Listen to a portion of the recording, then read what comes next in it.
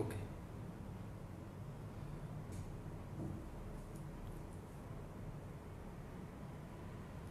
Okay. Ulgulan एक साहित्यिक चळवळ या फेसबुक पेजच्या माध्यमातून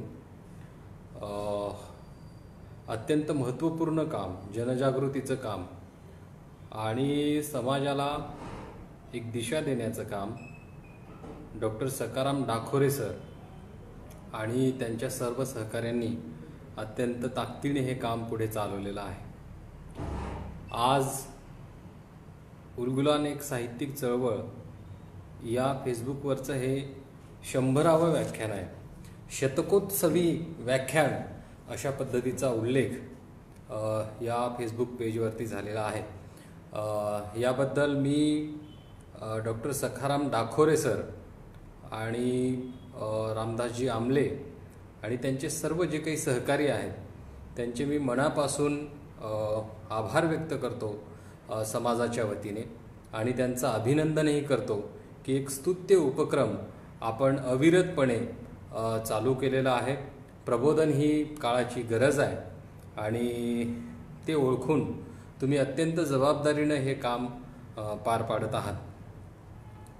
मी प्राध्यापक डॉक्टर हमराज उईके बीड येथे आता प्रोफेसर म्हणून मराठी विभागात काम करतोय.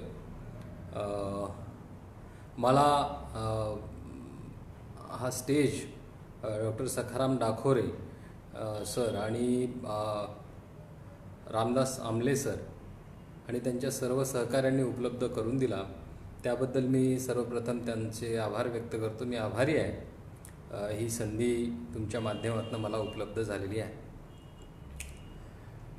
आपण सगळेच ज्या शतकामध्ये जगतोय ते शतक आज ज्ञानाचं शतक असं म्हणून ओळखल्या जाणारं शतक आहे. या शतकामध्ये ज्ञान निर्मितीच्या अंगाने फार महत्त्वपूर्ण पाऊल आपल्या देशामध्ये टाकल्या चाललेलं आहे, जगभर टाकल्या चाललेलं आहे. हे ज्ञानाचं शतक म्हणून ओळखल्या जाणारं शतक आहे. असं असलं तरी जो विषय मी आपल्यासमोर मांडणार आहे ते आदिवासी समाजाचं लोकसाहित्य आणि ज्ञानशास्त्र किंवा ज्ञानमीमांसा, याला एपिस्टिमॉलॉजी असं आपण म्हणतो. ज्ञानमीमांसेच्या अंगाने आदिवासी समाजाच्या लोकसाहित्याचं काय महत्त्व आहे आणि ही मांडणी का गरजेची आहे हे मी अत्यंत कमी वेळामध्ये मी आपल्यासमोर ठेवणार आहे. निमित्त होतं की university of south Africa Yunisa येथे एक प्राध्यापक आहेत जोडवा रॅडेबे म्हणून. तर त्या जोडवा रॅडेबे प्रोफेसर आणि माझा एक जॉईंट रिसर्च प्रोजेक्ट तो सुरू आहे. तो एपिस्टिमॉलॉजीवर, ज्ञानमीमांसेवर, आदिवासी समाजाचं लोकसाहित्य आणि ज्ञानमीमांसा या अंगाने मांडणी करणं गरजेचं आहे असं मला वाटलं. त्यामागे काही कारणं आहेत. गणेश देवी आपल्या देशातले सुप्रसिद्ध भाषाशास्त्रज्ञ आणि संशोधक व विचारवंत आहेत. त्यांची मांडणी ही अत्यंत मूलभूत आणि सगळ्यांना दिशा देणारी अशा पद्धतीची आहे. गणेश देवींनी सांगितलं की भाषा असंख्य अशा आहेत की ज्या मृतावस्थेकडे चाललेल्या आहेत. ज्याप्रमाणे भाषा मृतावस्थेकडे चालल्यात त्याप्रमाणे काही माणसांचे समूह म्हणजे काही जाती देखील मृतावस्थेकडे चाललेल्या आहेत. पुढे गणेश देवींनी असं सांगितलं की येणारा काळ हा संपूर्ण दृष्ट्या डिजिटल स्वरूपाचा राहणार आहे आणि या डिजिटल स्वरूपाच्या काळामध्ये, या डिजिटल स्वरूपाच्या प्रवासामध्ये जर आपल्याला प्रवेश करायचा असेल, आपलं अस्तित्व निर्माण करायचं असेल तर काही गोष्टींची आपल्याला पात्रता आपल्यामध्ये निर्माण करावी लागते. आणि ते तसं झालं नाही तर ज्यांना डिजिटल विश्वामध्ये प्रवेश मिळाला नाही अशा जाती, असे समूह संपुष्टात येतील असं गणेश देवी सरांचं म्हणणं आहे. माणसाची स्मरणशक्ती जी आहे, स्मृती जी आहे किंवा मेमरी जी आहे, ती आपण हळूहळू वापरण्याचं कमी करतोय आणि कृत्रिम मेमरी म्हणजे मेमरी कार्ड वगैरे आहे ना तयार केलेलं, जे बाहेरचं आहे, अशा पद्धतीच्या मेमरीचा वापर आता वाढतोय आणि माणसाच्या स्मरणशक्तीचं, माणसाच्या मेमरीचं महत्त्व हे निकाली निघलेलं आहे. हे सगळेच्या सगळी विधानं गणेश देवी सरांचे आहेत. हे सगळं सांगण्यामागचं कारण हे आहे की आदिवासी समाजाचं लोकसाहित्य आणि ज्ञानशास्त्र किंवा ज्ञानमीमांसा याचं काय महत्त्व आहे आजच्या काळामध्ये हे आपण लक्षात घेतलं पाहिजे. बऱ्यापैकी आपण लोक कर्मचारी आहोत. आपल्या सगळ्यांना या महामारीच्या 2 वर्षाच्या काळामध्ये काय चाललेलं आहे ते आपण जवळून अनुभवतोय. त्यापैकी शिक्षणाची जर परिस्थिती आपण पाहिली तर आपण आपापली कर्तव्य बजावत आहोत, आपापली ड्युटी करत आहोत, खरं आहे. पण ज्या आश्रमशाळेमधून आपण सगळे शिकून आलो, म्हणजे मी माझ्यासारखी पोरं शिकून आली, त्या आश्रमशाळेत शिकणाऱ्या मुलांचं गेल्या 2 वर्षापासून काय चाललंय? त्यांच्या शिक्षणाचा प्रवास सुरू आहे का? देशभर जिल्हा परिषदेच्या शासकीय शाळांमधून शिकणाऱ्या अत्यंत सामान्य परिस्थिती असणाऱ्या विद्यार्थ्यांची काय परिस्थिती आहे? ते 2 वर्षापासून शिक्षण घेत आहेत का? शिक्षणापासून ते वंचित आहेत? तर या प्रश्नांची उत्तरं नकारात्मक आहेत. त्यांचं शिक्षण हे पूर्णतः थांबलेलं आहे. मी असं म्हणालो की येथून पुढचा प्रवास हळूहळू माणसांचा अधिक डिजिटल पद्धतीचा राहणार आहे. सगळा व्यवहार हा डिजिटल पद्धतीचा राहणार आहे आणि या व्यवहारामध्ये जर आपल्याला सहभागी व्हायचं असेल तर बौद्धिक पात्रतेबरोबर काही आर्थिक पात्रताही धारण करणं ही काळाची गरज आहे. आणि मग या गोष्टी जर आपल्याकडे नसतील तर आपला समावेश या प्रवासामध्ये होणार नाही. या प्रवासामध्ये होणार नाही म्हणजे काय की येणाऱ्या डिजिटल काळामध्ये ज्या जाती समूह आपलं अस्तित्व गमावून बसणार आहेत त्यांच्यामध्ये अशा लोकांचा मोठ्या प्रमाणात सहभाग होणार आहे. हे सगळं समजून घेत असताना आदिवासी समाजाचं लोकसाहित्य आणि ज्ञानशास्त्र हे विषय या सर्व गोष्टी समजून घेण्यासाठी का आवश्यक आहे याची मांडणी मी यापुढे शिल्लक असलेल्या वेळेमध्ये तुमच्यासमोर करणार आहे.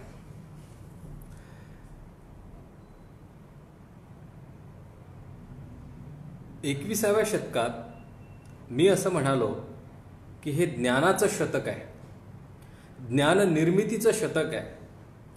अशा ज्ञानाच्या शतकामध्ये जगत असताना तुम्ही आम्ही निसर्गाने ज्या समूहामध्ये आपला जन्म घातलेला आहे, झालेला आहे, त्या समूहाकडे, त्या लोकांकडे, म्हणजे या देशातील सबंध आदिवासी समाजातून पुढे आलेल्या लोकांकडे जेव्हा आधुनिक समाज पाहतो, बोलतो, तेव्हा सर्वसाधारण विधानं त्यांची अशी असतात.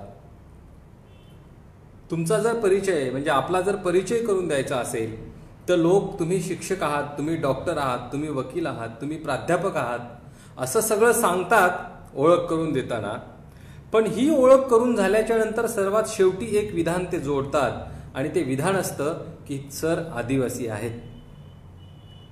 आणि आदिवासी आहेत असं म्हटल्याच्या नंतर समोरचा माणूस म्हणतो की अरे वा, तुम्ही आदिवासी असून सुद्धा इतकं शिकलात, तुम्ही आदिवासी असून सुद्धा इतके हुशार आहात, तुम्ही आदिवासी असून सुद्धा प्राध्यापक झालात, तुम्ही आदिवासी असून सुद्धा डॉक्टर झालात. अशा पद्धतीने आपला परिचय करून दिल्याच्या नंतर समोरचा माणूस त्याला प्रतिसाद देतो आणि तो म्हणतो, त्याचा समज असा असतो की ज्ञानाच्या क्षेत्रामध्ये, विचाराच्या क्षेत्रामध्ये संशोधनाच्या क्षेत्रामध्ये, लेखनाच्या क्षेत्रामध्ये, शिक्षणाच्या क्षेत्रामध्ये ही माणसं कुठेच नसतात. किंबहुना त्या संदर्भातली कुठलीही पात्रता ही आदिवासी समाजामध्ये नसते अशा पद्धतीचा समज 21व्या शतकामध्ये, ज्याला ज्ञानाचं शतक म्हणतो असं म्हणणाऱ्या जवळपास सगळ्या आधुनिक समाजातील लोकांमध्ये ही दृष्टी पाहायला मिळते. याचं काय कारण आहे? कशामुळे ते आपल्याला असं म्हणतात? किंवा आदिवासी समाजाबद्दल भारतातल्या बहुतांश आधुनिक समाजातील लोकांचा असा दृष्टिकोन, असा पूर्वग्रह का निर्माण झालेला आहे? या सगळ्या गोष्टींची जबाबदारी ही आपली आहे. आणि मग हे टाळायचं असेल आणि ज्याला सन्मानपूर्ण जगणं हे आदिवासी समाजाच्या वाट्याला आलं पाहिजे असं जर आपल्या प्रत्येकाला वाटत असेल, तर असं वाटणाऱ्या प्रत्येक सुशिक्षित माणसाची जबाबदारी काय असली पाहिजे हे या निमित्ताने मी आपल्यासमोर ठेवणार आहे. मी फेसबुक लाईव्हच्या निमित्तानं फेसबुक अकाउंट पुन्हा उघडलं आणि ते पाहिलं तर तुकाराम भिसे साहेब आपले हैदराबादचा आज फोटो त्यांनी शेअर केला आणि अत्यंत हात जोडून नम्रपणाने एका पुतळ्यासमोर ते उभे आहेत. पुतळा शालिवाहन राजाचा आहे, म्हणजे सातवाहन राजाचा आहे. आणि त्यांनी पोस्ट टाकली की अंध आदिवासी राजा शालिवाहन याच्या पुतळ्याच्या समोर वगैरे मी हैदराबादहून ही पोस्ट करतोय असं त्यांनी लिहिलं. आणि खूप बरं वाटलं. तिथे खाली अनेकांचे कमेंट वगैरे आलेले आहेत. खास करून प्राध्यापक माधव सरकुंडे सरांची कमेंट आहे. इतरांनी त्यांना शुभेच्छा, अभिनंदन वगैरे केलेलं आहे. ही जी माणसाच्या आत, आपल्या माणसांच्या आत कुठेतरी एक स्वाभिमानाची जी बाब आहे ती कशी आहे नेमकी? किंवा चांद्याचा किल्ला असो चंद्रपूरचा, माहूरचा किल्ला असो, किंवा नागपूरचा किल्ला असो, देवगड गडीमंडल्याचा किल्ला असो, कुठलाही आदिवासींचा किल्ला आणि आदिवासींचं वैभव जेव्हा आपण पाहतो तेव्हा आपण आणि त्यामध्ये खूप सारं अंतर असतं. आपल्या मनामध्ये असं वाटतं की हे सगळं माझं आहे, परंतु वस्तूचा आणि आपला तसा वास्तवामध्ये काही संबंध आपल्याला पाहायला मिळत नाही. किंबहुना ज्या पद्धतीचं शिक्षण, ज्या पद्धतीचा इतिहास आपण अभ्यासतो त्या सगळ्या गोष्टींमध्ये आपलं म्हणूनचं अस्तित्व कुठेही आपल्याला पाहायला मिळत नाही. इतिहासाचं पुस्तक उघडलं तर त्यात आपलं अस्तित्व दिसत नाही. किंवा इतर अभ्यासाचं पुस्तक उघडलं सामाजिक शास्त्रातलं तर त्यात आपल्या अनुभवाची मांडणी कुठे दिसत नाही. आणि मग असं वाटतं की आपण आपली प्रतिष्ठा पूर्णतः गमावून बसलेली आपण माणसं आहोत, जी आजकालची नाही तर जवळपास 2000-3000 वर्षापासून अस्तित्वहीन जीवन जगणाऱ्या माणसांच्या समूहामध्ये आपण आदिवासी माणसं येतो. आणि मग अशा वेळी ही सगळी जी काही अस्मिता आपली आहे ती जर पुन्हा आपल्याला मिळवायची असेल, जो स्वाभिमान आहे तो जर आपल्याला पुन्हा मिळवायचा असेल आणि एक आत्मसन्मान पूर्ण अशा पद्धतीचं जगणं इथून पुढे आपल्याला जर जगायचं असेल तर या देशाच्या ज्ञाननिर्मितीच्या प्रक्रियेमध्ये आपण कोण होत आहोत, आपल्या माध्यमातनं म्हणजे आपल्या समूहाच्या माध्यमातनं आदिवासी समूहाने कोणत्या पद्धतीचं ज्ञान निर्माण केलेलं आहे आणि आदिवासी समाजाने या देशाच्या संस्कृतीमध्ये आपला वाटा त्यांचा नेमका कसा आहे, संस्कृतीच्या निर्मितीमागे, ज्ञानाच्या निर्मितीमागे, या सर्व गोष्टी आपल्याला देशासमोर ठेवण्याची आज गरज आहे. ते जर आपण नाही करू शकलो तर येत्या काळामध्ये म्हणजे आपल्याला भूतकाळ तर खूप आहे. म्हणजे जसं आपले तुकाराम भिसे साहेब सातवाहन राजाच्या पुढे उभं टाकून ते हात वगैरे जोडून ते फोटो वगैरे काढतात, किंवा इथे आपण बख्त बुलंदशाह उईकेच्या पुतळ्यासमोर नागपूरला जाऊन हात वगैरे जोडून फोटो काढतो, म्हणजे आपल्या आदिवासी समाजाला इतिहास आहे नाही असं नाही, पण त्या इतिहासाची कुठे नोंद नाही. आणि जरी इतिहास असला तरी त्या इतिहासानंतरचा येणारा जो काही म्हणजे भूतकाळानंतरचा येणारा जो काही भविष्यकाळ आहे तो भविष्यकाळ आदिवासी समाजाला आहे का, असा जेव्हा आपण प्रश्न उपस्थित करतो तेव्हा त्या प्रश्नाचं उत्तर देणं आपल्याला कठीण जातं. आणि म्हणून आदिवासी समाजाचा इतिहास, आदिवासी समाजाने निर्माण केलेलं ज्ञान, आदिवासी समाजाने निर्माण केलेली संस्कृती ही नेमकी कोणती आहे, कशी आहे, त्याचं स्वरूप काय आहे याची मांडणी या नंतरच्या काळामध्ये होणं हे अत्यंत गरजेचं आहे. तेव्हाच ही मांडणी होईल तरच आपल्याला भूतकाळाबरोबर आपल्या आदिवासी समाजाला भविष्यकाळ प्राप्त होईल. अन्यथा भविष्यकाळ नसणारा समाज म्हणून आपण वर्तमान काळामध्ये जगतोय. आणि जसं गणेश देवी सर म्हणतात की येणाऱ्या डिजिटल काळामध्ये ज्या अनेक समूह हे जे नामशेष होणार आहेत त्यामध्ये आपला समावेश झाल्याशिवाय राहणार नाही. आणि म्हणून जर आपल्याला आपला इतिहास, आपली संस्कृती, आपली ज्ञानमीमांसा, आपली ज्ञाननिर्मितीची प्रक्रिया, कोणत्या पद्धतीचं ज्ञान आदिवासी समाजाने निर्माण केलं हे सगळं मांडणं गरजेचं आहे. कोणत्या पद्धतीने हे आपण मांडणार आहोत, त्याचे मूलभूत स्रोत कोणते आहेत, तर आज आपल्याकडे गड आहेत, किल्ले आहेत, सातवाहनांचा इतिहास आहे, पण तिथे आपण उभं टाकलो तर आपल्यापासून खूप दूर ती वस्तू आहे आणि त्या वस्तूपासून खूप दूर आपण आहोत. तेव्हा एका वेगळ्या पद्धतीने आपण विचार करून आपल्याला पुढे जाण्याची गरज आहे. ती विचार करण्याची पद्धत म्हणजे मला असं वाटते की ती ज्ञानमीमांसा असायला पाहिजे. या ज्ञानमीमांसेच्या अंगाने कोणत्या ज्ञानाची निर्मिती आदिवासी समाजाने केली आणि त्याचं स्वरूप काय होतं याची मांडणी आपण करू शकतो. भारतीय तत्वज्ञानामध्ये किंवा तत्वज्ञानाच्या क्षेत्रामध्ये 3 मुख्य शाखा आहेत. म्हणजे फिलॉसॉफीच्या त्या 3 मुख्य शाखा म्हणून ओळखल्या जातात, ज्याचा अभ्यास होतो. एक आहे तत्वमीमांसा, दुसरी आहे ज्ञानमीमांसा आणि तिसरी आहे मूल्यमीमांसा. तर या तत्वमीमांसा आणि मूल्यमीमांसाला थोडंसं बाजूला सारून ज्ञानमीमांसेच्या अंगाने लोकसाहित्याचा अभ्यास जर आपण केला तर मी ज्या उणीवा सांगतोय त्या उणीवा कशा भरून काढता येऊ शकतात एक त्याची मांडणी मी तुमच्यासमोर करणार आहे. या ज्ञानमीमांसेमध्ये प्रामुख्याने 3 गोष्टी 3 पद्धतीने अभ्यास केला जातो. एक आदर्शवादी पद्धत आहे किंवा आदर्श, त्याला आयडियालिझम असं आपण म्हणतो, त्या पद्धतीने याचा अभ्यास होतो. दुसरा आहे की रिअलिझम, ज्याला यथार्थवाद असं आपण म्हणतो.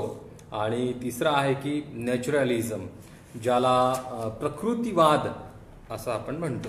या 3 अंगाने आदिवासी समाजाने कोणत्या पद्धतीचं ज्ञान या देशामध्ये निर्माण केलं, कोणत्या पद्धतीची संस्कृती या देशामध्ये निर्माण केली याची मांडणी आपण अत्यंत चांगल्या पद्धतीने करू शकतो आणि ते करणं आता काळाची गरज पण आहे. संस्कृती किंवा ज्ञान असं म्हणत असताना सातत्याने भारताची संस्कृती किंवा भारताचं ज्ञान किंवा भारत देशाची संस्कृती असं सांगत असताना लोक हे वैदिक संस्कृतीचीच वाहवा करतात किंवा वैदिक संस्कृतीच्या नावाखालीच हे सगळं मांडतात. परंतु या देशामध्ये जी सिंधू संस्कृती, ज्याला हरप्पन संस्कृती असं आपण म्हणतो, तेव्हा हरप्पन संस्कृती ही या देशाची खरी संस्कृती आहे. हरप्पन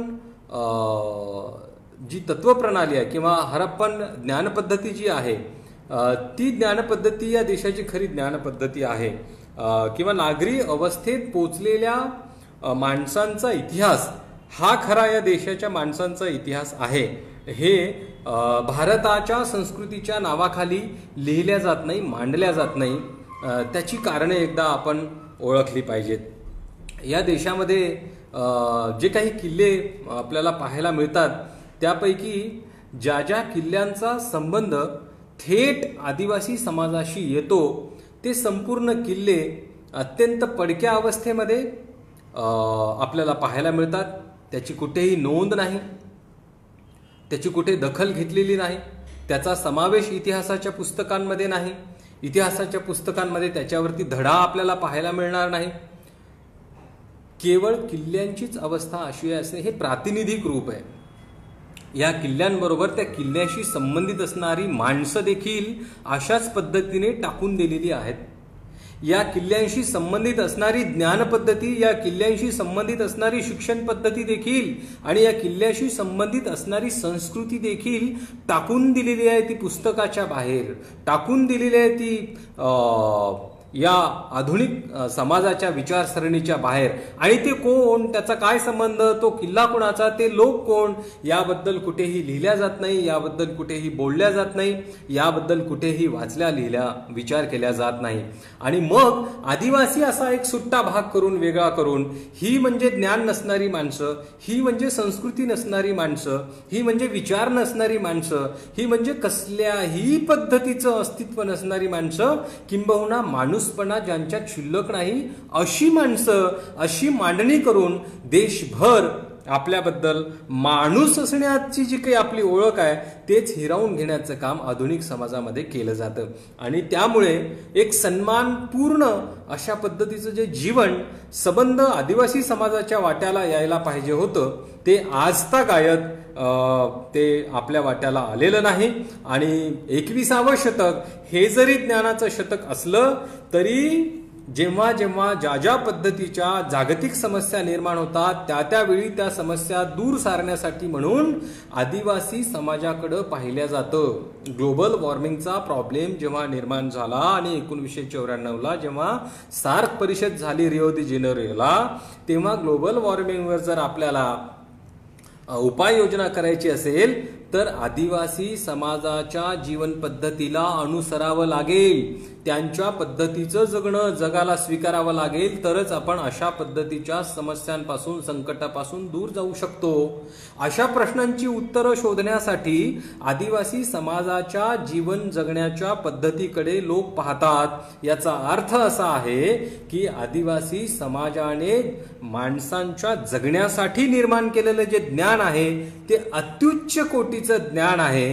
केवळ त्याची मांडणी, केवळ त्याचं लेखन, केवळ त्याची चर्चा, केवळ त्याचा प्रचार आणि प्रसार हे आमचं आहे, हे माझं आहे अशा पद्धतीने न झाल्यामुळे, त्याचं संशोधन या अंगाने न झाल्यामुळे आपल्याला आपली प्रतिष्ठा गमवावी लागलेली आहे. तेव्हा हे सगळं मिळवण्यासाठी काही एक स्रोत आपल्याला शोधावे लागतात ज्या माध्यमातून आपण ही मांडणी करू शकतो. आणि आज जरी म्हणजे वस्तू आणि ज्ञान जरी आपल्या वस्तू आपल्या समोर दिसत असल्या तरी त्याचानी आपला संबंध नाही असं मी म्हणालो. म्हणजे कोणती वस्तू, तर एखादा आपला आदिवासी समाजाचा किल्ला घ्या, म्हणजे माहूरचा किल्ला घ्या, प्रचंड भव्य दिव्य किल्ला आहे. नागपूरचा किल्ला घ्या, चंद्रपूरचा चांद्याचा किल्ला घ्या, किंवा सीताबर्डी, नागपूरमधल्या सीताबर्डीचा किल्ला घ्या, कोणताही किल्ला घ्या. आणि जेव्हा आपण मग बोलतो की एवढं सगळं वैभव असून सुद्धा आमच्याबद्दल बोलल्या जात नाही, लिहिल्या जात नाही आणि आपली प्रतिष्ठा आपल्याला मिळवता येत नाही आणि आपण आपल्याच हक्काच्या, आपल्या पूर्वजांच्या इतिहासाजवळ आपण उभे असतो, पण आपला आणि त्या वस्तूचा काही संबंध आहे का, तर ती जाणीव त्या ठिकाणी निर्माण होत नाही. त्याचं कारण एकदा आपण लक्षात घेतलं पाहिजे. एपिस्टेमॉलॉजीमध्ये म्हणजे ज्ञानमीमांसेमध्ये असं सांगितलेलं आहे की एक वस्तू आणि त्या वस्तूशी संबंधित असणारं ज्ञान, त्या ज्ञानाचा किंवा त्या माहितीचा त्या वस्तूशी जर संबंध नसेल तर त्या वस्तूचं तसं महत्त्व काहीही नसतं. उदाहरणासाठी मी तुम्हाला सांगतो की एखाद्या वस्तूचं ज्ञान जर आजूबाजूच्या त्याचा वापर करणाऱ्या लोकांमध्ये नसेल तर त्या वस्तूचं महत्त्व हे शून्य होतं. आदर्शवादामध्ये म्हणजे जर एक लॅपटॉप आहे आणि तो छोट्या मुलाकडे जर आपण दिला तर त्या वस्तूचा त्याचा काही संबंध नसल्यामुळे, त्या वस्तूचं ज्ञान त्या मुलाला नसल्यामुळे त्या लॅपटॉपचं महत्त्व हे शून्य होतं. पण तोच लॅपटॉप जर एखाद्या शाळेत शिकणाऱ्या मुलासमोर ठेवला आणि त्याला त्या वस्तूचं ज्ञान असेल तर त्या लॅपटॉपचं जे मूल्य आहे ते पूर्णपणे सिद्ध होतं. अगदी आपल्या इतिहासाच्या संदर्भामध्ये हे असंच झालेलं आहे. एक वस्तू, एक पदार्थ किंवा एक किल्ला घ्या आणि त्या किल्ल्याच्या संदर्भातलं ज्ञान हे आपल्याला आणि आजूबाजूच्या लोकांना हे नसल्यामुळे, जे गेल्या 2-3 हजार वर्षामध्ये ते आपलं हळूहळू स्मृतीतून दूर गेलेलं आहे. आणि मग हे दूर गेल्यामुळे काय झालं की त्या वस्तूचं महत्त्व हे हळूहळू नाहीसं झालं. तेव्हा जरी आपल्याकडे या वस्तू असल्या, जरी आपल्याकडे आता जसं तुकाराम भिसे सरांनी तो पुतळा पाहिला, किंवा तुम्ही कुठे माहूरचा किल्ला पाहिलेला असेल, नागपूरचा किल्ला पाहिलेला असेल, किंवा चंद्रपूरचा चांद्याचा किल्ला पाहिलेला असेल, हे सगळं पाहिल्यानंतर त्याचं तितकंसं महत्त्व, तितकंसं आउटपुट आपल्याला मिळत नाही. हे आपलं आहे अशा पद्धतीचा स्वाभिमान हा जागा होत नाही. त्याचं कारण असं की त्या वस्तूच्या संदर्भातलं ज्ञान, त्या वस्तूच्या संदर्भातली माहिती ही नसल्यामुळे ही प्रक्रिया कुठेतरी थांबलेली आपल्याला पाहायला मिळते. मग आपण थोडंसं लोकसाहित्याच्या अंगाने जर आपण गेलो, कारण दुसरे पुरावे आपल्याकडे उपलब्ध नाही आहेत.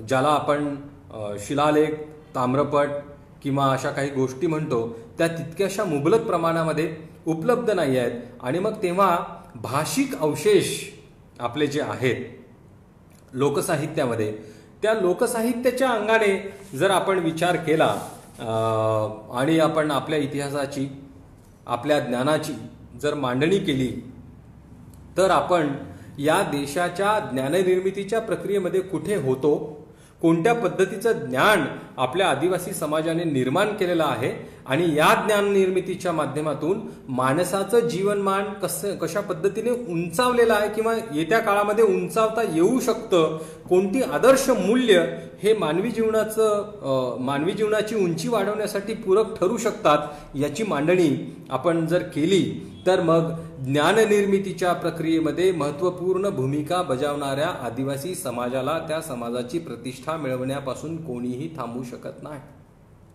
पण आम्ही माणसाच्या समाजाचा दर्जा उंचावण्यासाठी निर्माण केलेली जी काही मूल्य आहेत, जे काही ज्ञान आहे, ते ज्ञान कशा पद्धतीचं आहे याची मांडणी एकदा होणं अत्यंत महत्त्वाचं आहे. पण हे मांडणी करत असताना, या किल्ल्यांचं वर्णन करत असताना काही अडथळे आपल्या समोर आहेत. कोणत्या पद्धतीचे अडथळे आपल्या समोर आहेत याचीही चर्चा या आजच्या व्याख्यानाच्या निमित्तानं होणं मित्रांनो खूप महत्त्वाचं आहे. गोंडी भाषा आहे.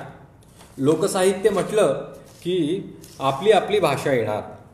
आणि मग आपली आदिवासींची भाषा कोणती, द्रविडियनांची भाषा कोणती. जर आपण असं म्हणालो की सिंधू संस्कृतीशी आमचा संबंध आहे, हरप्पन संस्कृतीशी आमचा संबंध आहे, आणि मग हरप्पन संस्कृती केव्हाची, तर हरप्पन संस्कृती ही आर्य आक्रमण करण्याच्या पूर्वीची संस्कृती.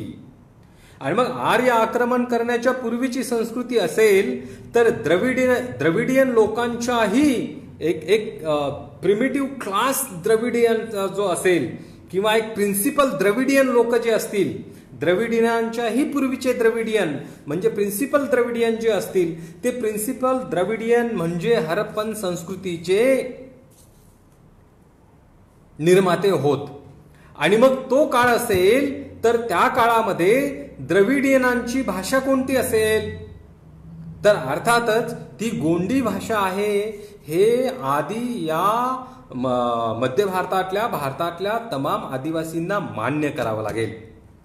गंमत अशी झालेली आहे की गोंड हा शब्द एका समूहाशी जोडला गेलेला असल्यामुळे इतर अनेक समूहातून शिकून अभ्यास करून पुढे आलेली जे काही आदिवासी बांधव आहेत त्यांच्या मनामध्ये एक अनास्था त्याबद्दल पाहायला मिळते. परंतु ते तसं नाही आहे.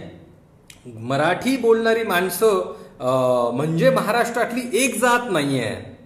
महाराष्ट्रातल्या तमाम जाती मिळून ज्या पद्धतीने मराठी बोलतात किंवा पंजाबमधल्या शेकडो जाती मिळून ज्या पद्धतीने पंजाबी बोलतात किंवा बंगालमधल्या शेकडो जाती मिळून ज्या पद्धतीने बंगाली बोलतात, अगदी त्याच पद्धतीने या मध्य भारतामध्ये शेकडो लोक मिळून गोंडी भाषा बोलत असत.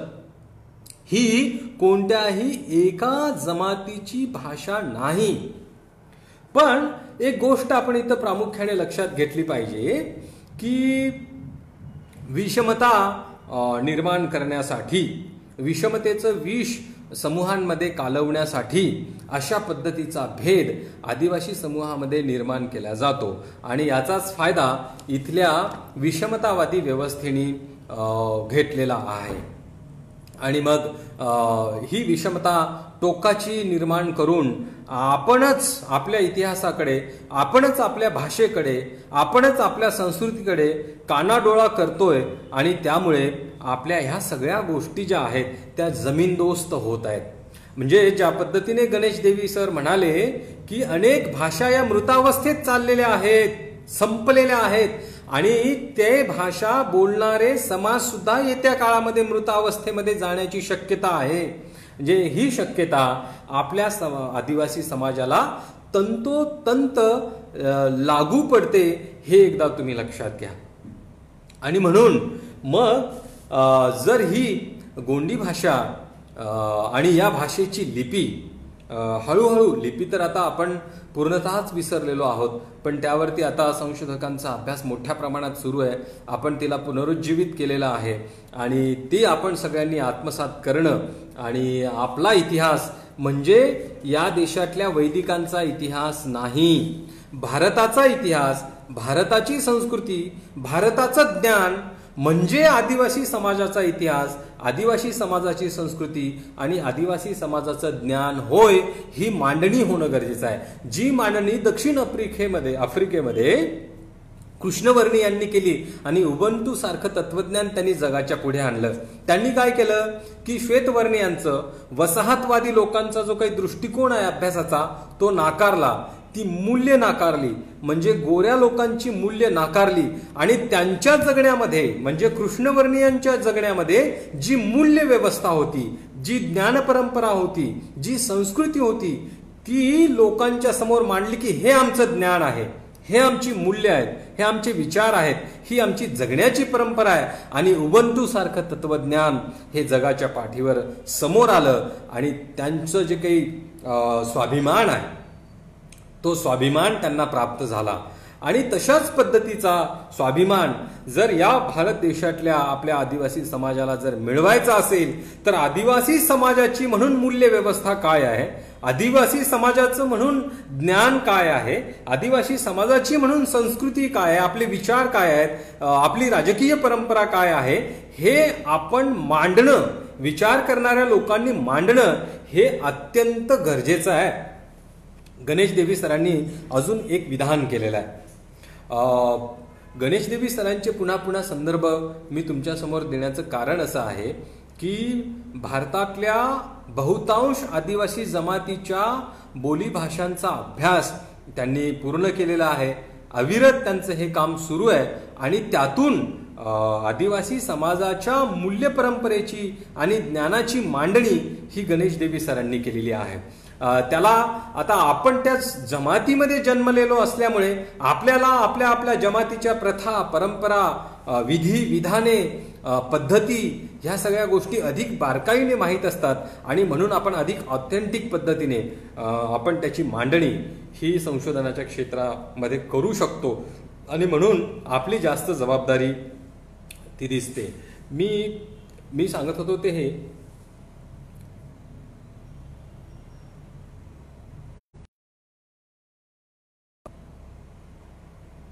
सॉरी थोडासा अडचण आल्यामुळे हे झालं.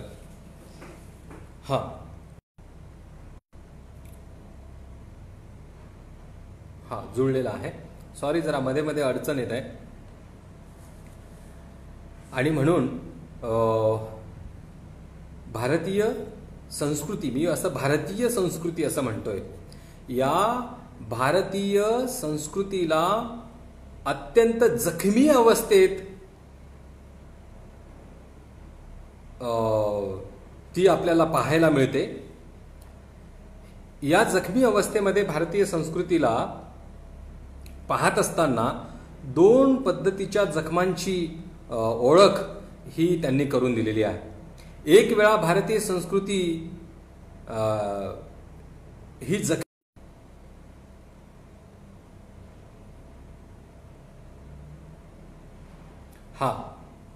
ब्राह्मणांच्या आक्रमणाने ही संस्कृती पहिल्यांदा म्हणजे भारतीय संस्कृती पहिल्यांदा जखमी झाली आणि दुसऱ्यांदा ती जखमी झाली ती परकीयांच्या आक्रमणामुळे.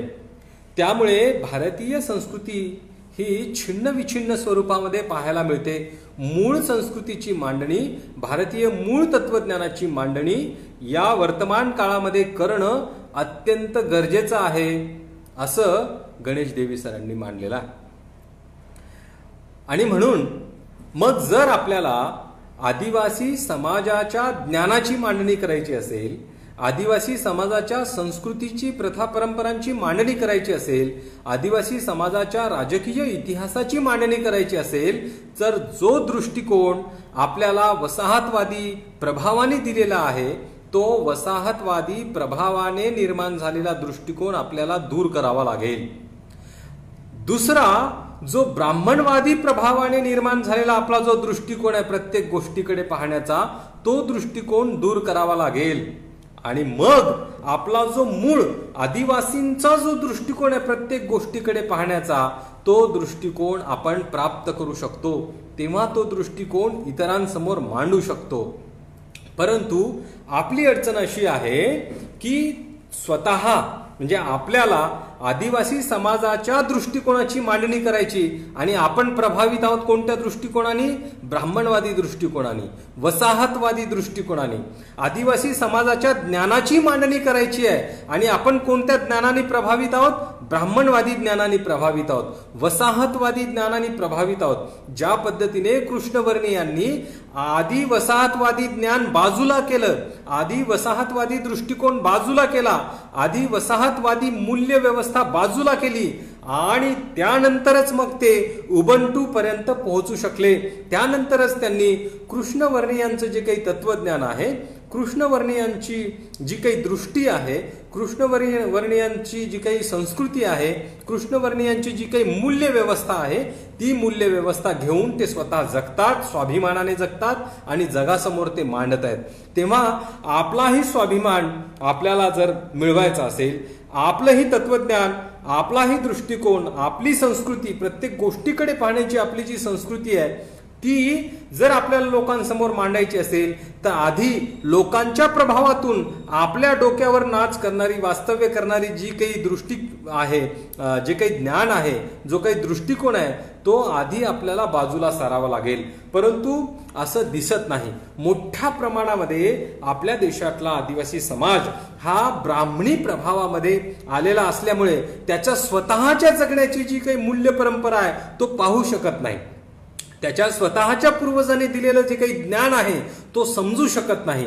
त्याच्या स्वतःच्या पूर्वजांनी जी दिलेली संस्कृती आहे ती स्वतः अंगीकारू शकत नाही. आणि हे माझं आहे आणि ते किती चांगलं दर्जेदार आहे, ते किती मूल्यात्मक स्वरूपाचं आहे याचा अनुभव तो घेऊ शकत नाही. ही एक फार मोठी अडचण आपल्या आदिवासी समाजाच्या समोर आहे.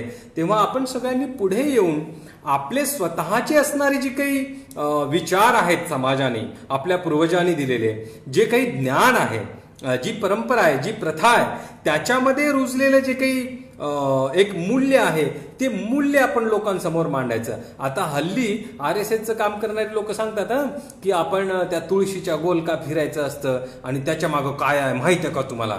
तर म्हणजे तुळशी 24 तास तुम्हाला ऑक्सिजन देते आणि म्हणून घरातल्या बाईला घरात राहून राहून ऑक्सिजन मिळत नाही आणि त्याच्या गोल फिरायचं.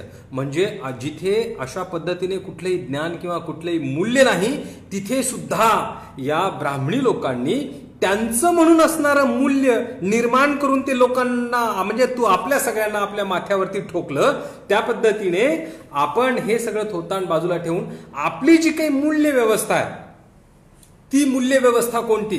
मी अनेक वेळा व्याख्यानातून आमदारीला वगैरे आमदारी किंवा जिकडे जाताना ते मी सांगितलं, आपण लग्नाच्या वेळी समदुराचं झाड आणून लावतो.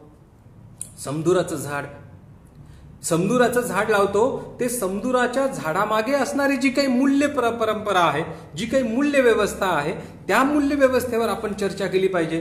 त्याबद्दल आपण लोकांमध्ये बोललं पाहिजे. आणि जे ब्राह्मणी किंवा वसाहतवादी प्रभावातून जे आपण स्वीकारलं ते नाकारलं पाहिजे. आदिवासी समाजामध्ये लग्नाच्या वेळी सालईचं झाड आपण लावतो. सालवृक्ष त्याच्याशिवाय आदिवासींचं लग्न होत नाही. जो मुंडा आणतो मध्ये मांडवाच्या मध्ये, तो सालवृक्षाचा मुंडा असतो. सौदळीचं झाड, प्रकाश गारोळे सर, हो, सौदळीचं झाड, समदुराचं झाड पण आपण म्हणतो त्याला. सौदळीचं झाड किंवा समदुराचं झाड असं आपण म्हणतो. सालवृक्ष आणतो, सालवृक्षाचा मुंडा करतो. ज्या सालवृक्षाला महामायेने धरलं आणि सिद्धार्थाला जन्म दिला, तो साल आईने धरल्यामुळे साल अधिक आई, त्यातून तो संयुक्त शब्द निर्माण झाला सालई. या सालईच्या वृक्षाला आदिवासी तेव्हापासून लग्नाच्या वेळी आणतात. का तर तशी आई व्हावी, जशी गौतमाची झाली, जशी सिद्धार्थाची झाली. आणि सालईचा वृक्ष त्या नवरा नवरीच्या मध्ये आणून लावतो. आणि तो इतका म्हणजे पुनरुज्जीव, म्हणजे इतका तो त्या जिवंतपणा त्याच्यामध्ये असतो की तो लावल्याच्या नंतर त्याला पालवी फुटते. आणि लोक म्हणतात की जशी पालवी फुटली तशी पालवी यांच्या संसाराची सुद्धा फुटलेली आहे. हे ते तत्वज्ञान, ही जे ज्ञान, हे जी परंपरा, ह्या ज्या गोष्टी, हे जे महत्व आपल्या पूर्वजांनी आपल्याला मिळवून दिलेलं आहे, त्याची मांडणी ते लोकांसमोर सांगणं हे अत्यंत महत्वाचं आहे असं मला वाटतं. जरा गोंडी भाषेच्या अंगाने मोठ्या प्रमाणात आपण अभ्यास करण्याची गरज आहे.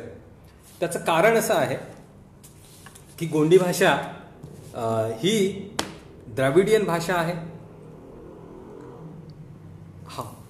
गोंडी भाषा ही द्रविडियन भाषा आहे. नुसतं द्रविडियन नाही, तर जे प्रिन्सिपल द्रविडियन लोक आहेत त्या लोकांची ती भाषा आहे. आणि मग या गोंडी भाषेमध्ये या देशाच्या मूळ संस्कृतीची पाळंमुळं ही रुजलेली आहेत. हे बघा, गढी तोडता येते, ताम्रपत्र नष्ट करता येतात, भुर्जपत्र जाळून टाकता येतात, 6-6 महिने यांना विद्यापीठं जाळून टाकता येतात, नालंदा वगैरे विश्वविद्यालय असतील ते जाळून टाकता येतात, अजून काय काय आहे ते संपवता येतं. परंतु आपण आपले लोक बोलत असलेली जी भाषा आहे आणि त्या भाषेतले जे शब्द आहेत ते शब्द मात्र यांना संपवता येत नाहीत, किंबहुना ते संपवता आलेले नाहीत. इतिहासाचं शेवटचं साधन काय आहे इतिहास निर्माण करण्याचं किंवा इतिहास लिहिण्याचं? तर शेवटचं साधन आहे भाषा वैज्ञानिक पद्धतीने लोकवाङ्मयाचा केला गेलेला अभ्यास. आपापल्या दैनंदिन जीवनामध्ये जगत असताना विधी, विधाने, प्रथा, परंपरा, जन्माच्या आधीपासून ते मृत्यूच्या नंतर होणारे जे काही विधी आहेत, या सगळ्या विधीच्या प्रसंगी म्हटल्या जाणाऱ्या गीतं, सांगितल्या जाणाऱ्या कथा, म्हणी, उखाणे, वाक्प्रचार, या सगळ्यामध्ये आपल्या इतिहासाचे सजीवावशेष हे दडलेले असतात.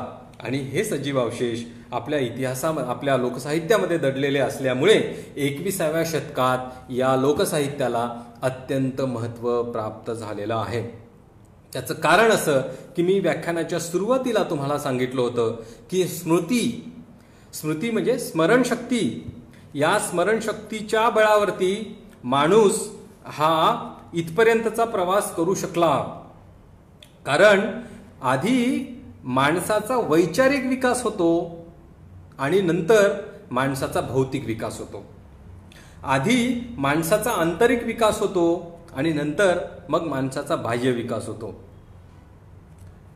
तसं 21व्या शतकामध्ये हळूहळू माणसाचा वैचारिक विकास इथून पुढे खुंटणार की काय अशा पद्धतीची परिस्थिती निर्माण झालेली आहे. त्याचं कारण असं आहे की माणसाचा वैचारिक विकास होण्यासाठी माणसाच्या स्मृतीचा वापर, माणसाच्या स्मरणशक्तीचा वापर हा मोठ्या प्रमाणात होणं गरजेचं आहे.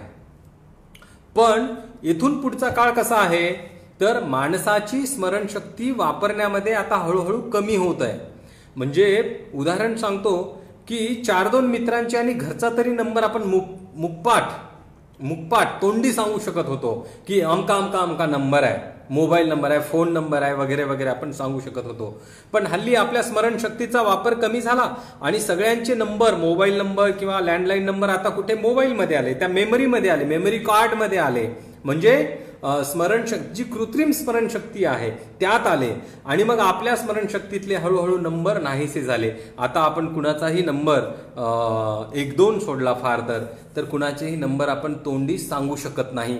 याचा अर्थ माणसाच्या स्मरणशक्तीचा वापर हळूहळू कमी व्हायला लागलेला आहे आणि डिजिटल मेमरीचा वापर हा वाढत चाललेला आहे. अशा वेळी माणसाच्या वैचारिक विकासामध्ये फार मोठा अडथळा येथून पुढच्या काळामध्ये निर्माण होणार आहे. आणि म्हणून जेव्हा आधुनिक समाज आणि पुढारलेली प्रगत अशी माणसं म्हणून त्यांच्या स्मरणशक्तीचा वापर कमी झालेला असताना आदिवासी समाजामध्ये त्यांच्या स्मरणशक्तीचा वापर मोठ्या प्रमाणात होत असताना आज आपल्याला पाहायला मिळतो. म्हणून स्मृतीवर आधारलेलं जे काही लोकसाहित्य आहे, स्मरणशक्तीवर आधारलेलं जे काही लोकसाहित्य आहे, त्या लोकसाहित्य घेऊन जगणाऱ्या माणसांमध्ये अशा पद्धतीची भीती काही प्रमाणात कमी आहे. मी पूर्ण कमी आहे म्हणत नाही, काही प्रमाणात कमी आहे. आणि म्हणून वैचारिक विकासामध्ये माणसाच्या स्मृतीचा, माणसाच्या स्मरणशक्तीचा वापर खूप खूप महत्वाचा आहे. आणि आदिवासी समाजामध्ये स्मरणशक्तीवर, स्मृतीवर, लोकसाहित्यावर, लोकवाङ्मयावर आधारलेलं जगणं हे गेल्या 2000 वर्षापासून आपण अनुभवतोय, आपल्या पिढ्या अनुभवत आहेत. आपलं संबंध ज्ञान, आपलं संबंध चिंतन, आपले संबंध विचार, आपली संपूर्ण संस्कृती, माणूस म्हणूनच अत्युच्च असणारं जे काही मूल्य आहे ते सगळं मूल्य आपण हे आपल्या लोकसाहित्यामधून, आपल्या दैनंदिन जगण्यामधून आपण पिढ्यान पिढ्या ते वाहत आज इथपर्यंत आणलेलं आहे. हे किती महत्वाचं आहे. या संशोधकांना, म्हणजे आधुनिक समाजातल्या संशोधकांना आदिवासी समाजाचं लोकसाहित्य, आदिवासी समाजाचा इतिहास, आदिवासी समाजाचे राजे आणि राजवाडे आणि त्यांचा असणारा सहसंबंध याची मांडणी करण्याची कधीही गरज वाटली नाही. उलट पक्षी ती मांडणी झालीच नाही पाहिजे अशा पद्धतीची काळजी भारत देशातल्या सगळ्या तमाम संशोधकांनी ती काळजी वाहिलेली आहे. आणि म्हणून आपण आपली अस्मिता गमावून बसलो, आपला स्वाभिमान गमावून बसलो. आपला इतिहास हा अभ्यासक्रमामध्ये कधी आला नाही, आपले अनुभव हे अभ्यासक्रमामध्ये कधी आले नाही. श्यामच्या आईमध्ये श्यामच्या आईचे अनुभव येतात, श्यामचे अनुभव येतात, परंतु आदिवासी समाजातल्या कुठल्याही आया बहिणींचे अनुभव, त्यांचं अनुभव विश्व, त्यांचं जगणं हे साहित्यामध्ये येत नाही. अनेक म्हणजे पेशव्यांपासून ते इतर स्त्रीलंपट राजांपर्यंतचा इतिहास या इतिहासाच्या पुस्तकामध्ये येतो आणि त्यांचा सगळ्यांचा स्वाभिमान निर्माण होतो. परंतु आदिवासी समाजाच्या इतिहासाचं एकही पान इतिहासाच्या अभ्यासक्रमामध्ये लिहिल्या जात नाही, वापरल्या जात नाही, आपल्याला दिसत नाही. आणि म्हणून आपला स्वाभिमान हा कधीही निर्माण होत नाही. तो निर्माण होऊच नये अशा पद्धतीने काम करणारी एक व्यवस्था आहे. ती व्यवस्था काय करते की मी ब्राह्मण असून देखील आदिवासींसाठी काम करतो, मी अमका असून देखील माझं संपूर्ण आयुष्य मी आदिवासींसाठी वाहून घेतलेलं आहे, असा विचार करणारा एक फार मोठा महापुरुषांचा वर्ग आहे या देशामध्ये. आणि हे महापुरुष आदिवासींना कायम आदिवासी ठेवून त्यांच्यासाठी मी माझं आयुष्य पणाला लावलं अशा आविर्भावामध्ये जगत असतात. अशा पद्धतीने ते आपण कसे महान पुरुष म्हणून जन्माला आलो आणि काम करतोय अशा पद्धतीची ते लोक मांडणी करत असतात. आणि म्हणून आपल्या सगळ्यांना पाहायला मिळते की आदिवासी विकास विभागामध्ये काम करणाऱ्या सगळ्या संस्था गैर आदिवासींच्या, आदिवासी समाजाचा अभ्यास करणाऱ्या सर्व संशोधन समित्यांवरती गैर आदिवासींची माणसं, आदिवासी समाजाच्या महामंडळासहित सगळ्या समित्यांवर अभ्यास करणारी या देशातली जी काही माणसं आहेत काम करणारी, ती सगळी गैर आदिवासी माणसं आहेत. म्हणजे आदिवासी आश्रमशाळांमध्ये आदिवासी माणसं जर शिक्षक झाले तर ते त्यांच्या मुलांना चांगले शिकवू शकतात अशी मांडणी आदिवासी आश्रमशाळेच्या मूळ संहितेमध्ये व्हेरियर एल्विननी केलेली आहे. परंतु आदिवासी आश्रमशाळांची यादी पाहिली तर 90% हे गैर आदिवासी लोक भरलेले असतात आणि 10% हुकून चुकून इकडून तिकडून आलेले मूळ आदिवासी असतात. त्यातले 2-3% तर बोगस आदिवासी असतात. ही आपली परिस्थिती आहे. म्हणजे लोकशाही समाज पद्धतीमध्ये, लोकशाही समाज प्रणालीमध्ये ज्या म्हणून सामाजिक संस्था आहेत, ज्या सामाजिक संस्थांनी आदिवासी समाजाचा विकास व्हावा म्हणून त्या सामाजिक संस्थांची स्थापना झाली, त्या सगळ्याच्या सगळ्या सामाजिक संस्था गैर आदिवासींनी बळकावल्या आणि त्याही पलीकडे जाऊन सामाजिक क्षेत्रामध्ये म्हणजे ऋषी मुनींचं रूप धारण केलेले जे काही महापुरुष आहेत तेही म्हणतात की आम्ही आमच्या वेगळ्या समाजात ह्या जन्माला आलो तरी सुद्धा आदिवासींसाठी काम करतो अशी सांगणारी महाभाग देशभर पाहायला मिळतात. म्हणजे इतिहासामध्ये आपण उपेक्षित वंचित आहोत, शिक्षणामध्ये उपेक्षित वंचित आहोत, लोकशाही शासन प्रणालीमध्ये असलेल्या ज्या काही सामाजिक संस्था आहेत त्या सगळ्या ठिकाणी आपण वंचित आहोत, उपेक्षित आहोत. अशा पद्धतीने आपण मार्गक्रमण करत करत करत या 21व्या शतकातल्या ज्ञानाचं शतक म्हणून ओळखल्या गेलेल्या शतकामध्ये आपण आहोत. या शतकामध्ये स्मृतीचं, स्मरणशक्तीचं फार फार महत्त्व हे सगळ्या शास्त्रज्ञांनी सांगितलेलं आहे. आणि अशा काळात म्हणजे 21व्या शतकात मानवी समाजाला, मानवी समाजाची ज्ञान, मानवी समाजाची मूल्य, मानवी समाजाचे संस्कार, मानवी समाजाची संस्कृती जर बहाल करायचं असेल, ती पुनरुज्जीवित करायची असेल तर ती फक्त या देशातल्या आदिवासी समाजाच्या ज्ञान, संस्कृती, प्रथा, परंपराच्या माध्यमातूनच होऊ शकते. माणसांची मूल्य परंपरा जी हरवलेली आहे, माणसांचं माणूसपण जे हरवलेलं आहे ते माणसांचं माणूसपण या देशाला बहाल करण्याचं काम या देशातला फक्त आदिवासी माणूसच करू शकतो. कारण त्याच्याकडेच त्या मूल्यांचा खजाना दडलेला आहे, त्या माणसांच्या ज्ञान प्रक्रियेचा खजाना दडलेला आहे, माणसांच्या सांस्कृतिक परंपरांचा, मूल्य परंपरांचा खजाना दडलेला आहे. आणि आदर्श इतिहासाचा खजिना सुद्धा या आदिवासी आपल्या समाजाच्या लोकसाहित्यामध्येच आहे. कारण ह्याच लोकसाहित्यामध्ये आपली ज्ञान परंपरा, आपला इतिहास, आपलं अस्तित्व हे दडलेलं आहे. उदाहरणासाठी सांगतो, रामायणामध्ये नदीच्या काठाने फिरणारी एक बाई सांगितलेली आहे, हेळंबा. हेळंबा ही हेळंबा म्हणजे मूळ आहे तिचं येरंबा. येर म्हणजे पाणी, येर म्हणजे पाणी, येरमेई, येरंबा, येरमेई, येरमेई, येरमेई असा तो अर्थ होतो.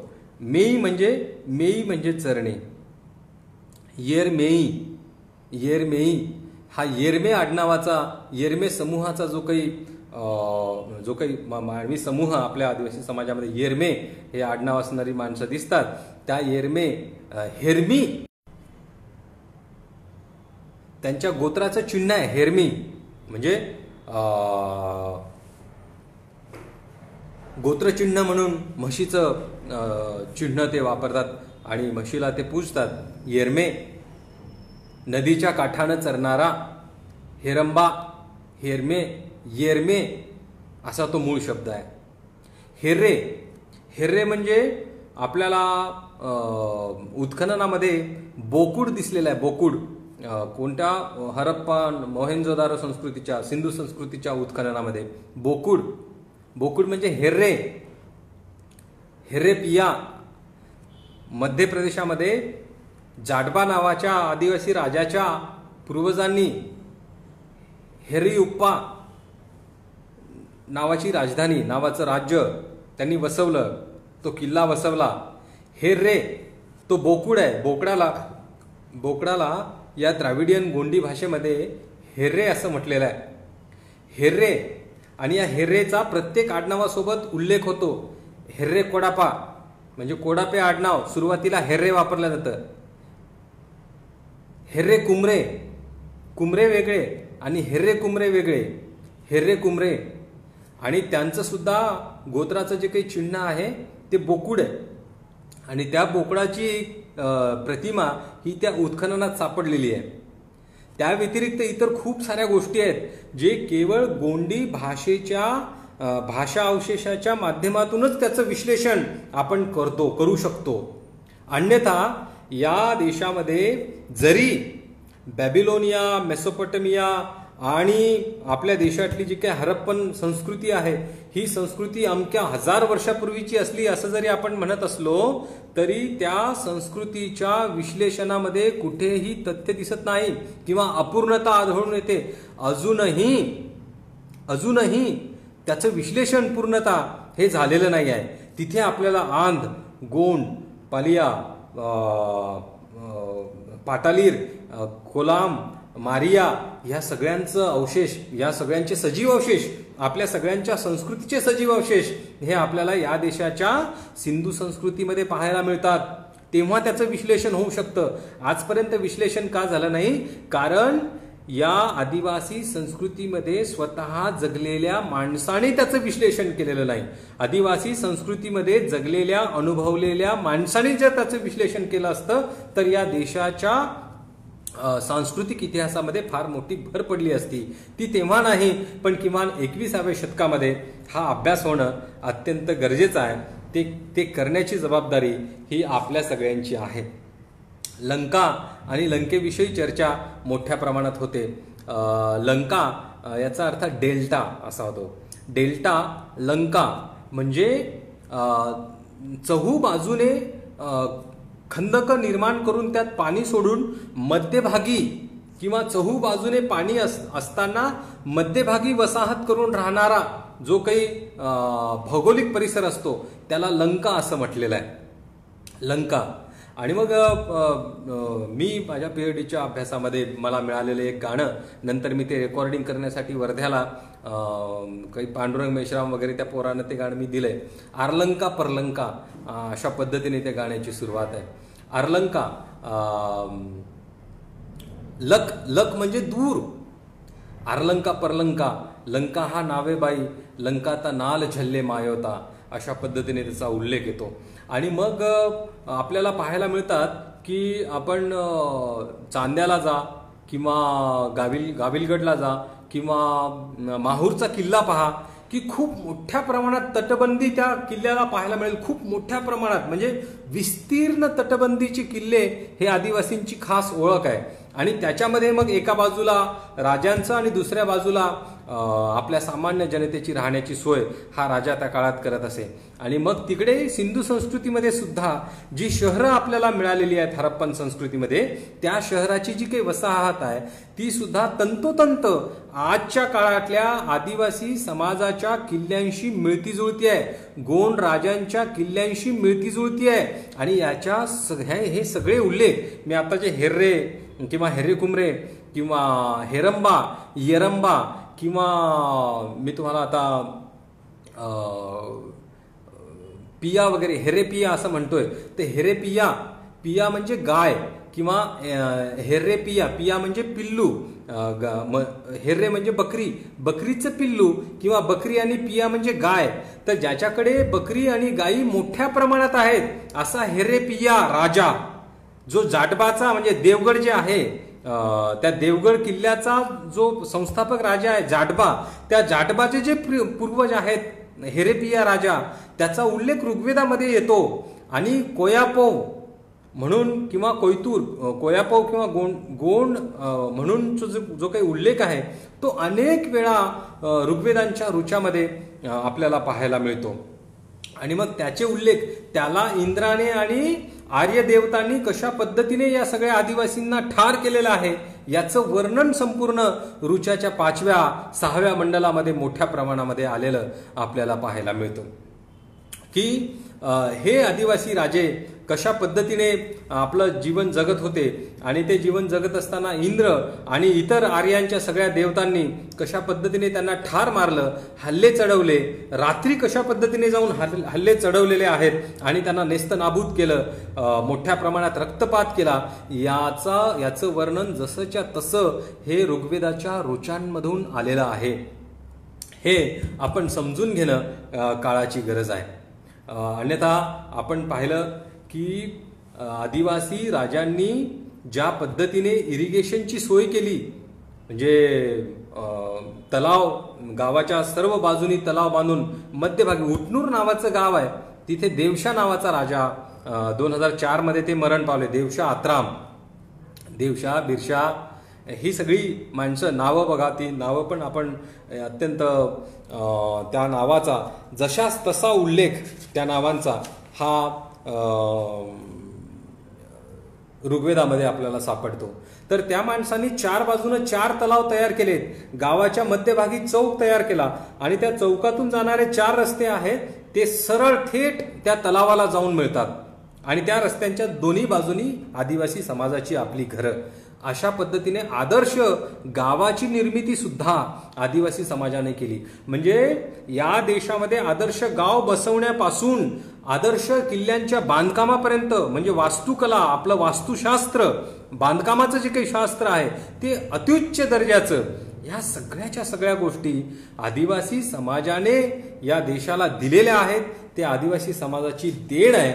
तुमच्यासमोर खूप सारं विस्तारानं मांडणं, एक एक रुचा घेऊन त्याची मांडणी करणं हे अत्यंत महत्त्वाचं आहे. पौराणिक अंगाने, महाकाव्याच्या अंगाने आदिवासींचा इतिहास, पुराणांच्या अंगाने आदिवासींचा इतिहास, गडकिल्ल्यांच्या अंगाने आदिवासी समाजाचा इतिहास आणि ज्ञाननिर्मितीची प्रक्रिया, या सगळ्या गोष्टी तुमच्यासमोर खूप मांडल्या पाहिजेत. पण वेळेचं बंधन आहे. मला असं वाटतं की एक लेखमाला जर आपण क्रमशः एक एक विषय घेऊन जर आपण ती तयार केली तर आपल्याला अधिक विस्तारानं याविषयी मांडता येईल, बोलता येईल. मला असं या निमित्तानं तुमच्या सगळ्यांसमोर ठेवावंसं वाटतं. हे ठेवणं यासाठी गरजेचं आहे की आपला स्वाभिमान तर आपण या माध्यमातून आपण मिळवणारच आहोत. आपला भूतकाळ जसा आहे तसा आपला भविष्यकाळही आपण सुरक्षित करणारच आहोत. परंतु 21व्या शतकामध्ये संपत चाललेल्या मानवी मूल्यांना पुनरुज्जीवित करण्याची ताकद ही आदिवासी संस्कृतीमध्ये असल्यामुळे, आदिवासी समाजाच्या प्रथा परंपरांमध्ये असल्यामुळे, जगण्याच्या पद्धतीमध्ये असल्यामुळे आपण ती मूल्य पुन्हा या देशामध्ये पुनरुज्जीवित करू शकतो. ही जबाबदारी आपण सगळ्यांनी या निमित्ताने जरी लक्षात घेतली तरी मला वाटतं की सार्थक झालं असं मी समजेन. वेळोवेळी या विषयाच्या संदर्भात आपण भेटत राहूया, बोलत राहूया. जितकं शक्य आहे तितकं सगळ्यांनी आपापल्या वाट्याला आलेलं जे काही लोकसाहित्य आहे तुम्हाला संकलित करता येईल ते लोकसाहित्य तुम्ही संकलित करावं. आता आपल्याकडे सगळ्यांकडे मोबाईल असल्यामुळे आपण रेकॉर्डिंग करू शकतो. सर खूप छान सुरू आहे, अजून बोला. अच्छा अच्छा अच्छा, बरं बरं बरं, थँक्यू. पुन्हा अजून एक व्याख्यान तुम्ही ठेवा. मी त्या अंगाने या पुढचा टप्पा, या पुढचा भाग मी दुसऱ्या व्याख्यानमालेमध्ये नक्की मांडतो. सर डाखोरे सर, मी दुसऱ्या व्याख्यानमालेत नक्की मांडतो. या उलगुलान एक साहित्यिक चळवळ या माध्यमातून ऐकत असलेल्या सर्व माझ्या चळवळीतल्या फुले शाहू आंबेडकर विचारधारा मांडणाऱ्या, आदिवासी समाजाच्या ज्ञाननिर्मितीवर, ज्ञानावर, लोकसाहित्यावर, परंपरेवर, संस्कृतीवर प्रेम करणाऱ्या सर्व मित्रांना तुमचे सगळ्यांचे धन्यवाद देतो. तुम्ही आम्हाला ऐकून घेतलं आणि इथं काय तिकडनं बोलण्याची काही संधी नाही आहे. तुमचे काही प्रश्न आले तर नक्की त्याला चर्चा एक झाली पाहिजे होती.